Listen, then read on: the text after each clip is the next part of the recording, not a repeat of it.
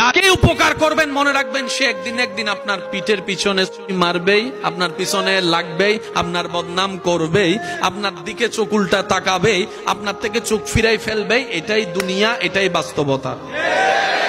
সারা জীবন যারে খাওয়ায় বড় করে সে পর্যন্ত এক সময় যাইয়া চোখ উল্টাই বলে, কি করছো তুমি আমার জন্য?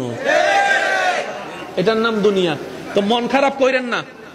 যখনই দেখবেন কোন বান্দা আপনার সেই করাটাকে উল্টা ভাবে দেখছে, আপনি সাথে সাথে আলহামদুলিল্লাহ বলে খুশি হয়ে যাবেন। কেন জানেন?